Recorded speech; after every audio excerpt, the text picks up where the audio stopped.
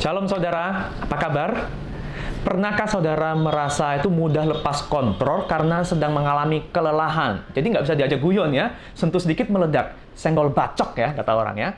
Atau saudara tiba-tiba merasa sakit kepala, pusing-pusing, lalu setelah diperiksakan ke dokter, dokter bilang, wah nggak ada sakit apa-apa, ini cuma banyak pikiran. Jadi karena stres. Nah, kalau ini namanya psikosomatis, saudara. Artinya kondisi psikologis kita itu membawa dampak pada keadaan fisik kita.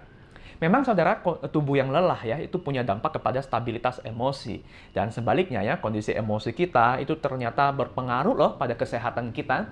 Jadi, baik kesehatan emosi maupun kesehatan fisik, itu dua-duanya sama-sama penting, satu kesatuan dan nggak bisa dipisahkan. Nah, hari ini Amsal mengajarkan kepada kita mengenai hal ini. Amsal 18 ayat 14 berkata, orang yang bersemangat itu dapat menanggung penderitaannya. Tetapi siapa yang akan memulihkan semangat yang patah? Nah, Amsal ini mengajarkan bahwa sekalipun bahkan kalau kita punya penderitaan, misalnya tubuh kita sedang sakit ya, hidup ini memang akan berat. Tetapi kita masih bisa menghadapinya asalkan punya gairah dan semangat yang kuat. Tetapi siapakah yang akan bisa menolong kalau orang sudah kehilangan harapan hidup, gairah dan semangat? Nah, saudara, ini mengajarkan sebuah implikasi penting ya, yaitu bahwa hal yang paling penting di dunia buat kita itu justru kita harus memperhatikan kondisi diri yang di dalam ini, ya, kehidupan rohani kita. Mengapa? Karena begini, bahkan dengan tubuh yang sakit sekalipun, kita ini masih bisa ditopang oleh jiwa yang kuat untuk menghadapi penderitaan. Nah, maka kita menemukan kalau orang sakit berat seperti apapun, selama dia punya harapan hidup, kanker, COVID, dia bisa pulih, dia bisa sembuh, dia bisa berjuang. Tetapi, kalau orang sudah semangatnya patah, gairahnya hilang, saudara, dia nggak bisa ditopang bahkan oleh tubuh yang paling kuat di dunia sekalipun. Nah, maka kita pernah membaca berita, bukan? Ada orang yang masih muda, sehat, tampangnya menarik, dia kaya, tiba-tiba mengakhiri hidupnya. Selidik punya selidik, ternyata hatinya nggak kuat untuk menanggung masalah hidupnya. Entah karena masalah finansial, kehilangan pekerjaan, patah hati, dikhianati.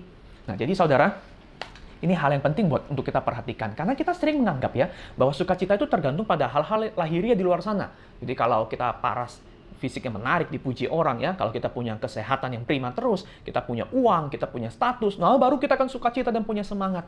Tapi Amsal hari ini mengajarkan kepada kita, hey, terbalik.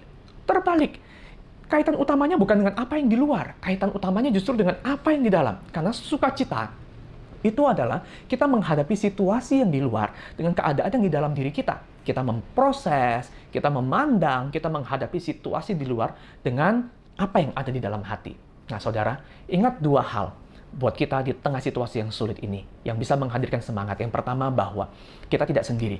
Ada yang peduli, ada yang mampu menolong kita, yaitu Tuhan.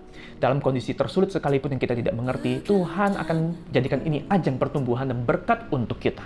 Yang kedua, bahwa penderitaan kita tidak untuk seterusnya. Dan penderitaan ini tidak sebanding dengan kemuliaan surga kelak. Ingat ini, saudara, ingat ini. Dan kita akan punya gairah, harapan, semangat di tengah tekanan sekalipun. Apakah hari ini yang sedang menggerogoti semangatmu, saudara? Apakah ada yang sedang menekan itu?